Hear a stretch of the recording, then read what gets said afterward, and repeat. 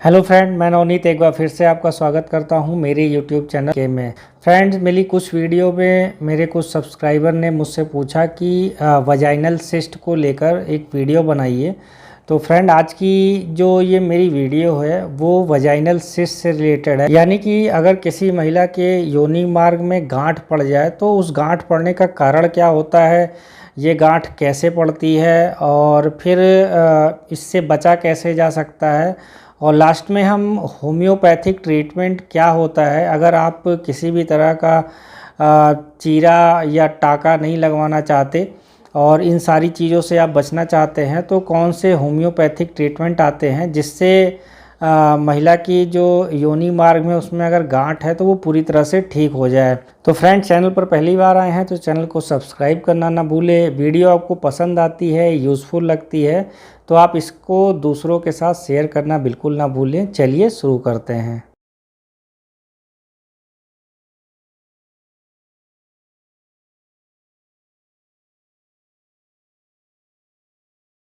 किसी भी महिला की वजाइना को जब आप देखेंगे तो इसमें जो नीचे का 1/3 हिस्सा होता है उसमें दाहिनी तरफ और बाएं तरफ यानी कि दोनों साइड पे एक एक ग्लैंड पाई जाती है जिसको बार्थोलिन ग्लैंड कहते हैं। इन ग्लैंड से एक सिक्रीशन निकलता है जो कि महिला की वजाइना की हेल्थ के लिए बहुत ज़्यादा इम्पॉर्टेंट होता है।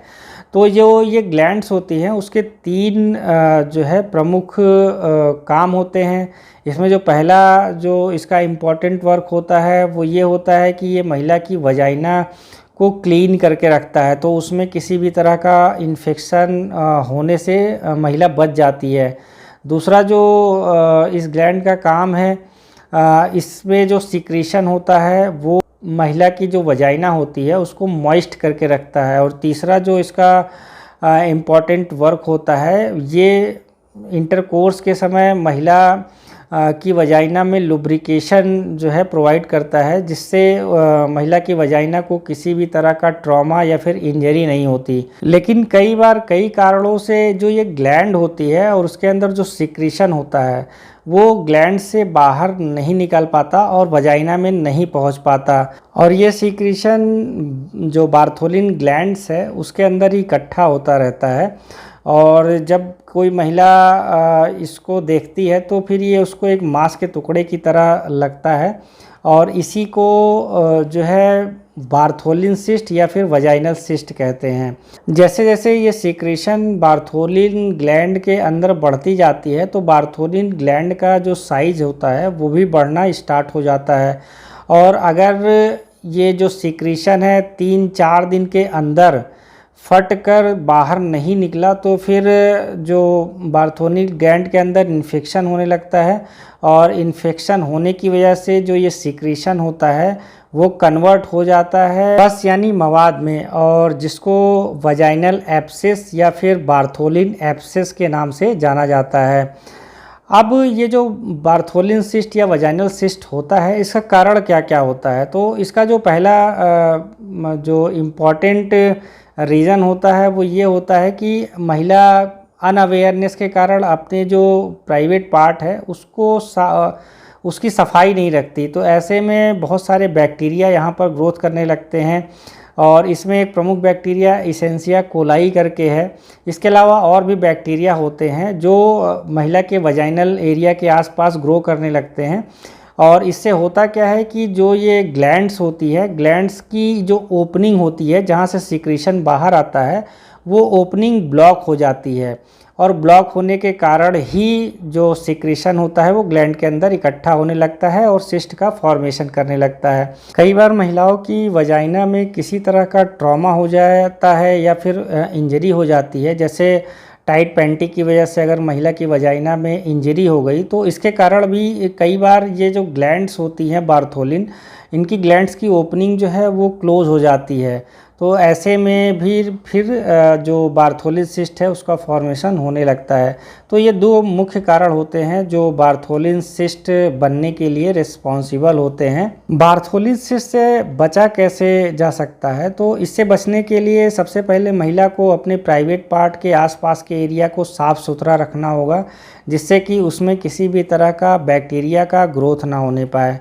दूसरा, जब भी महिला सेक्स करने जाए तो सेक्स के पहले और सेक्स के बाद में पेशाब करे, जिससे कि अगर बैक्टीरिया पुरुष के अंदर है तो वो ट्रांसमिट होकर महिला के अंदर ना आए। तो इस चीज़ का ज़रूर ध्यान रखें।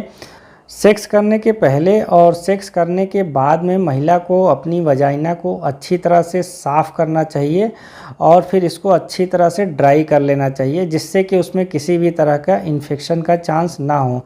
तो ये सारे तरीके होते हैं जिससे महिला जो है अपनी वजाइनल सिस्ट के फॉर्मेशन को रोक सकती है, यानी कि योनि मार्ग में गांठ होने से बचा सकती है अपने आप को। अगर किसी महिला के अंदर वजाइनल सिस्ट बन गया है तो फिर उससे महिला के अंदर क्या क्या समस्याएं हो सकती हैं। तो अगर जो सिस्ट का जो साइज़ है वो अगर छोटा है तो महिला को हो सकता हो पेशाब करते समय जलन फील हो या हल्का फुल्का दर्द हो, उसको चलने फिरने में थोड़ी बहुत परेशानी हो सकती है और उसको जो है वो ऑकवर्ड सी फीलिंग आएगी, उसको अच्छा नहीं लगेगा। तो ये तो इनिशियल स्टेज में होता है। अगर ये सिस्ट धीरे धीरे करके बढ़ने लगा तो फिर उस पर फिर कई तरह की समस्याएं महिलाओं के लिए होती है, जैसे पेशाब करते समय तेज़ जलन होगी, दर्द होगा, महिला को चलने फिरने में काफ़ी ज़्यादा दिक्कत होती है। इसके अलावा महिला को इन्फेक्शन के कारण जो है फीवर भी लगातार आते रहते हैं और महिला को इंटरकोर्स करते समय काफ़ी ज़्यादा दर्द होगा और उसमें किसी भी तरह का लुब्रिकेशन ना होने की वजह से उनकी वजाइना में और भी ज़्यादा इंजरी बढ़ती जाएगी। तो ये सारी समस्याएं हैं जो वजाइनल सिस्ट होने की वजह से महिला को हो सकती हैं। वजाइनल सिस्ट का डायग्नोसिस और ट्रीटमेंट क्या होता है, तो जब भी आप डॉक्टर के पास जाएंगे तो वो सबसे पहले आपका फिजिकल एग्जामिनेशन करेगी, क्योंकि जो वजाइनल सिस्ट होता है या फिर बार्थोलिन सिस्ट होता है वो वजाइना का जो निचला है 1/3 हिस्सा होता है उसी में होता है। अगर ऊपर के हिस्से में कहीं पर सिस्ट का फॉर्मेशन हो रहा है तो फिर ये इसका कारण कुछ और हो सकता है। फिजिकल एग्जामिनेशन करने के बाद जो है डॉक्टर कंफर्म होता है कि ये बार्थोलिन सिस्ट की प्रॉब्लम है या फिर कोई और प्रॉब्लम है ये।